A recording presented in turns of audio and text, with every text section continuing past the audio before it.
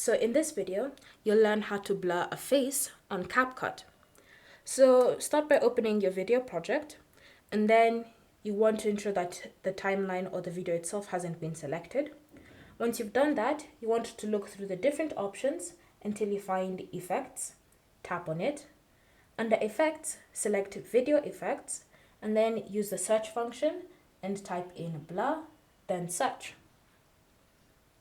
You should see different blur options available for you, but I prefer to use this one, so I can just tap on it like that, and then you can see it's being added onto the video. So now you can just go back, and then you want to ensure that the blur effect has been added to the whole video. So you want to ensure that you extend it so that it matches the video timeline. So simply select it and then drag it until it matches the video timeline. Once you've done that, it's then time to duplicate the video. So to do that, simply select the video and then look through the different options until you get to duplicate and then tap on it. And once you've duplicated, you then want to select the second copy and you want to look through the different options until you find overlay. So look for overlay and tap on it. And then once you've selected it, you want to press and hold on the overlay option and then drag it so that it matches the timeline as well. So drag it, and then when it matches the timeline, it should look something like this. So whenever the first one starts, that second one should start. Whenever the first one ends, the second one should be ending. And then once you've done that, you want to tap on the duplicate again. And then you want to look through the different options until you find mask. So look for mask. So once you find it, tap on it.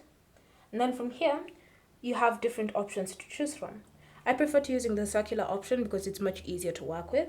But if you have any other shape that you'd prefer to use, you can always choose to use that. So once you've selected your mask option, you can then see the shape appearing on your screen. So now it's up to you to adjust it so that it covers your face completely. And then once you've done that, you want to select invert.